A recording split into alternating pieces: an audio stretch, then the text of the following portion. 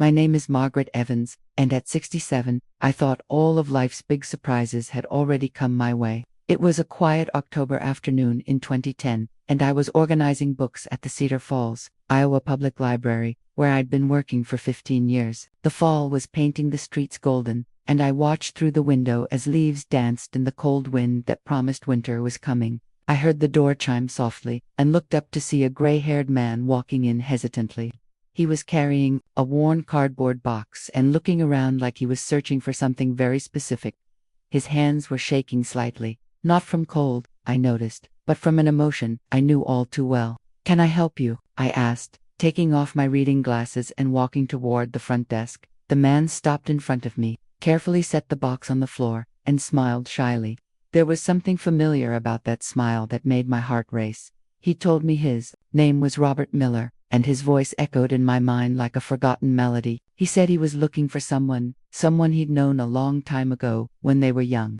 He explained that this person used to come here a lot when they were teenagers, back in the 1960s. She loved to read, especially poetry, and always said that books were her windows to the world. I felt my breathing speed up. It couldn't be after all these years, when I asked how I could help him with that. Robert picked up the box again, holding it like it was the most precious treasure in the world. He told me this person used to come here when they were teenagers in the 1960s. She loved reading, especially poetry, and always said books were her windows to the world. My God, I remembered those days perfectly, when Cedar Falls was an even smaller town and I spent every summer afternoon among the shelves, dreaming of distant adventures. But I also remembered a boy who always showed up when I was there, a blue-eyed boy who made me laugh with his shy jokes. When he asked what her name was, my voice came out almost as a whisper. He said her name was Margaret Thompson. Back then, he described how she had brown hair that shone in the sun, always tied back with a blue ribbon. She wore flowery dresses that her mother sewed for her, and had the most beautiful smile he'd ever seen in his whole life. Tears started forming in my eyes. 50 years had passed since I'd last seen Robert Miller. He was 17 then. I was 16. It was the summer of 1960, just before he enlisted in the army to serve in Vietnam. When I whispered Bobby, using the nickname only I used to call him, the box fell from his hands and papers and photographs scattered across the floor. He stepped forward, his blue eyes still as blue as I remembered, filling with tears. He said my name, Maggie. "My sweet Maggie, you're here. After all these years, you're here." We hugged in the middle of the quiet library, two hearts that had spent decades wondering what if. I could smell the familiar scent of the soap he used, mixed now with coffee, and a lifetime of experiences. He whispered in my ear that he'd looked for me for so long. When he came back from the war, my family had moved. Nobody knew where. He said he never stopped thinking about me. I pulled back slightly to look at his face, gently touching his wrinkled cheeks. I told him I'd never forgotten him either. Not a single day. We sat at a table near the local history section, and I started helping him gather the papers that had fallen from the box. It was an impressive collection of yellowed letters, faded photographs, and carefully preserved newspaper clippings. When I asked what all of it was, Bobby's voice filled with emotion as he explained these were all the letters he'd written to me during the war. 47 letters total. He'd written them between 1960 and 1962 when he was in Vietnam, but never could send them because he didn't have my address. I opened one of the letters with trembling hands. The handwriting was unmistakably Bobby's careful, slanted letters I used to admire when he'd leave little notes for me between the pages of poetry books. I read aloud, "My dear Maggie, today is December 15th, 1960, and I'm writing this letter by lamplight in my bunker in Saigon.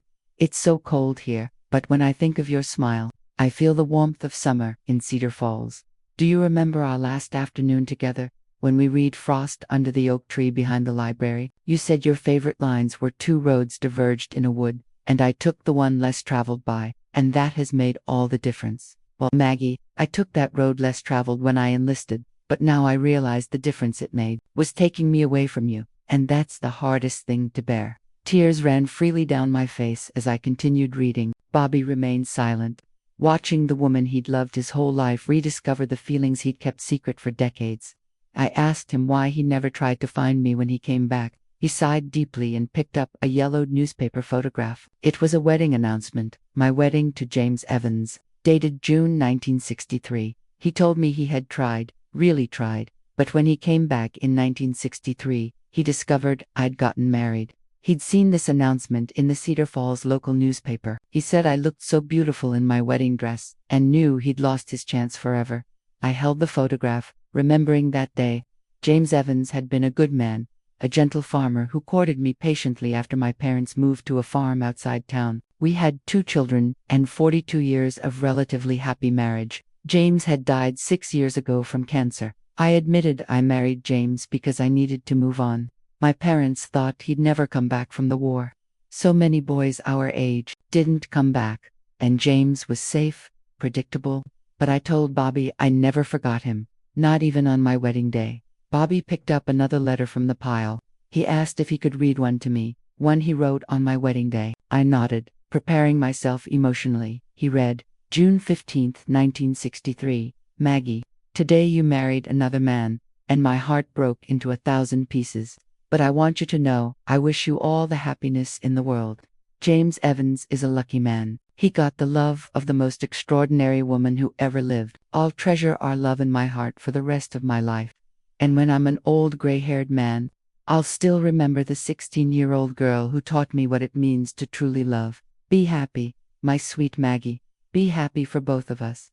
Silence took over the library. I wiped away my tears and reached out to Bobby, intertwining our fingers.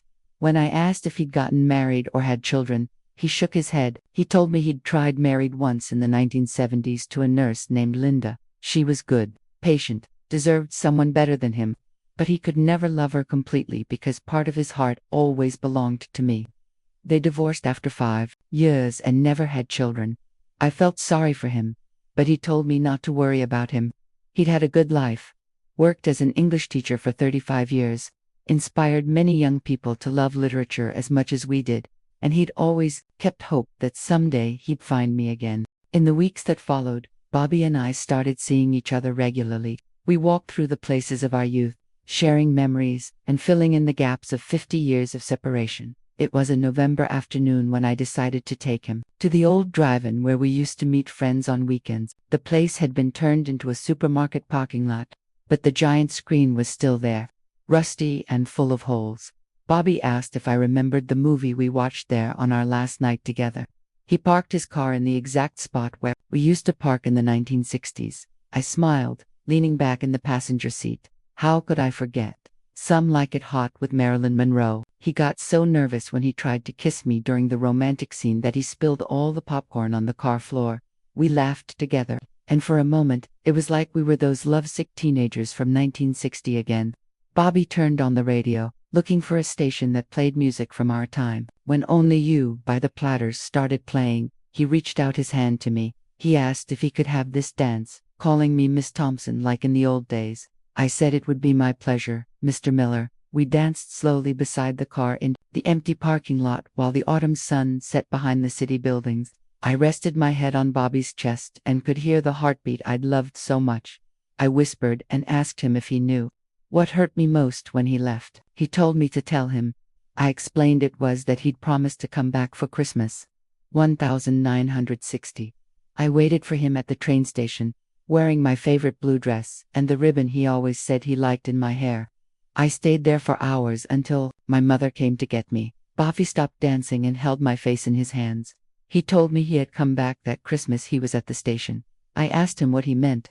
How was that possible? He said I was there, exactly as I'd described. Blue dress, ribbon in my hair, more beautiful than all his memories. But when he saw me, he also saw a young man beside me. The guy offered me a coat when it started snowing, and Bobby thought he was my boyfriend, that I'd moved on. I covered my mouth with my hands, horrified. I told him that was my cousin David. He'd come from Chicago to spend Christmas with us. My mother asked him to come with me because she was worried about me waiting alone at the station for so long. Bobby sat on the edge of the car, running his hands through his hair. He said, "My God, Maggie, all these years, I thought you'd forgotten me." I sat beside him and told him I thought he'd broken his promise. What a romantic tragedy we'd created because of a simple misunderstanding. We sat in silence for a few minutes, processing how a simple mistake had changed the course of our entire lives. I finally said what was funny was that even after marrying James, even after having my children Sarah and Michael, I still dreamed about him sometimes. I dreamed he'd come back and explain everything. Bobby admitted he dreamed too. He dreamed of finding me in the library, exactly like what happened. And, he said, in all his dreams, I still wore that blue ribbon in my hair. I laughed, touching my completely white hair. I said I thought that time had passed long ago. Bobby took my hand with his wrinkled, AJ-spotted hands and told me that, to him, I'd always be the 16-year-old girl with the blue ribbon in her hair.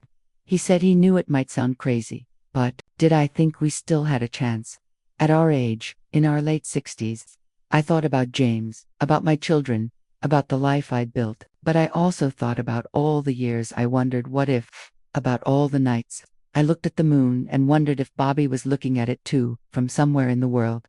I told Bobby he was right, it might sound crazy, but maybe it was time to be a little crazy. I invited Bobby to spend Christmas with me and my family. It was December 2010, and I was nervous like a teenager introducing her boyfriend to her parents for the first time. Sarah, my 58-year-old daughter, came from Seattle with her 2 teenage grandchildren. Michael, 55, came from Des Moines with his wife and 12-year-old twin daughters, while we prepared Christmas dinner in the kitchen. Sarah asked if I was sure about this. She said it was wonderful that we'd found each other again, but we'd known each other over 50 years ago. People change. I seasoned the turkey with the recipe my own mother had taught me decades ago. I told her I knew it seemed strange, but when you truly love someone, that person remains essentially the same, no matter how much time passes. Michael, who was setting the table in the dining room, asked how I thought Dad would feel about this. I stopped what I was doing and looked at James's photograph on the wall, him smiling on Sarah's college graduation day. I told them their father loved me deeply, and I loved him too. But he knew, he always knew, there was someone before him. Once, a few months before he died, he told me, Maggie, if you ever find that first love again, don't let guilt or regret keep you from being happy. The doorbell rang at exactly 6 o'clock. Bobby was at the door with a bouquet of wildflowers, the same ones he used to pick for me in the fields behind the library when we were young. He wore an impeccable navy blue suit and carried a bag full of gifts. He wished me good evening and offered the flowers with a shy smile that reminded me of the 17-year-old boy. Dinner started a bit tense, but Bobby had a natural gift for dealing with children. He told funny stories from his teaching days, did magic tricks he'd learned to entertain his students, and patiently listened to my grandchildren's adventures in video games and social media. Emma, one of Michael's twins, called him Grandpa Robert, and said I'd told them they'd dated when they were teenagers. She asked what dating was like in the 1900s. Everyone laughed, and Bobby pretended to be offended. He told her they weren't that old, it was 1960. Then he told them about school dances, driven dates, walking hand in hand through downtown while mothers watched from windows. He talked about how boys asked parents' permission before asking a girl out, about circle skirts and Elvis songs on the radio. After dinner, Bobby asked to speak with me privately in the garden. The air was cold, but the Christmas lights I'd hung in the trees created a magical atmosphere. Bobby took my hands in his and said he knew it might seem hasty, but we didn't have time to waste. We'd already lost 50 years to misunderstandings and circumstances. He didn't want to lose another day. My heart started beating faster. I asked him what he was saying. He knelt right there in the middle of the snow-covered garden and pulled out a small blue velvet box from his pocket. He asked me to marry him. Margaret Thompson Evans, would I marry him?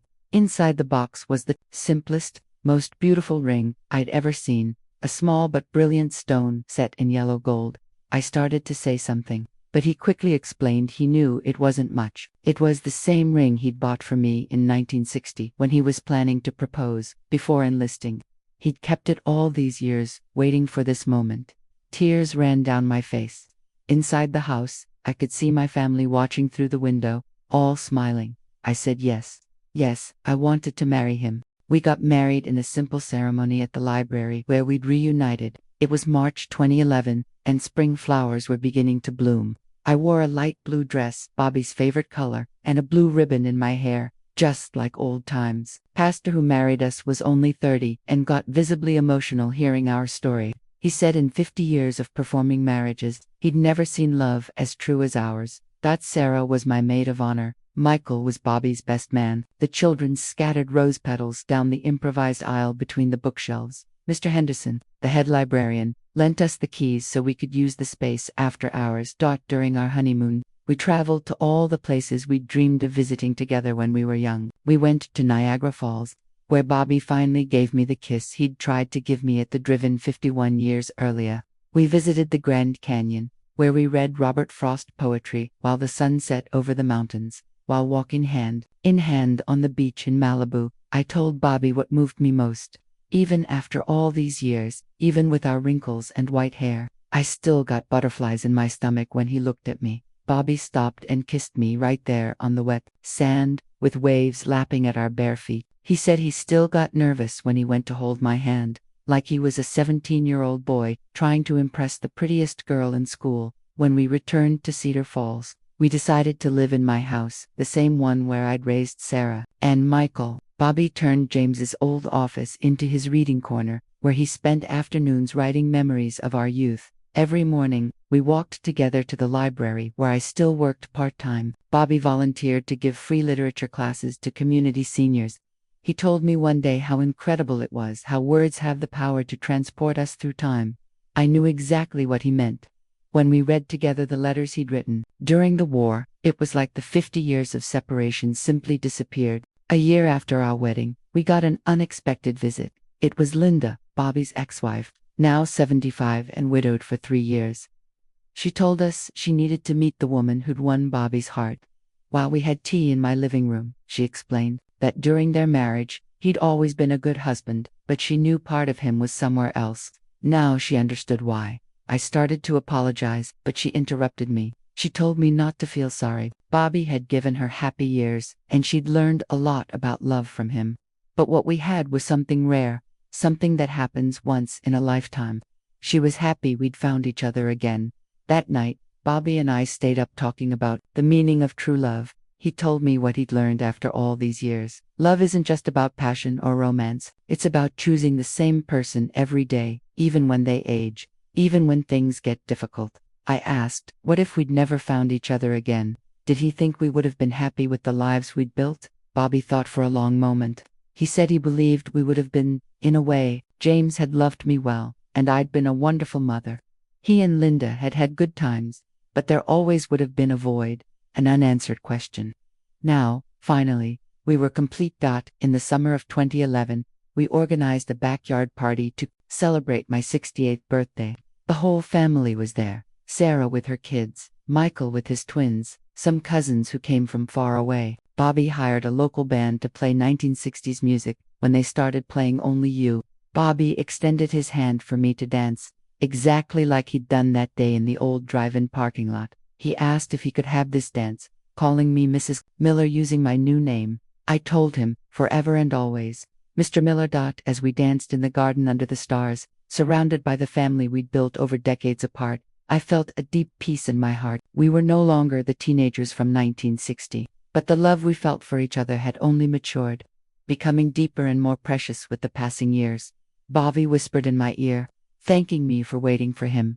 I told him thank you for never giving up on finding me. Today, at 74, as I write our story in my diary, Bobby sleeps peacefully beside me. We celebrated 3 years of marriage last week, and every day has been a blessing. We know we don't have as much time as young couples, but that only makes each moment more precious. We wake up every morning grateful for another day together. We have coffee on the porch, read the newspaper aloud to each other, and walk through the town where our love story began over 5 decades ago. People sometimes ask if we regret the lost years. The answer is no. Every experience we had, every person we loved, every pain we endured shaped us into the people we are today. And maybe, just maybe, we needed to live a whole lifetime to be ready for this kind of mature, deep love. Bobby still surprises me with wildflowers. I still wear a blue ribbon in my hair on Sundays. We still read poetry together under the oak tree behind the library. And when Only You plays on the radio, we still dance. Even though our steps are slower now, our story proves that true love has no age limit, knows no boundaries of time, and it's never too late for a happy ending. Sometimes the best stories are those that take a lifetime to be written.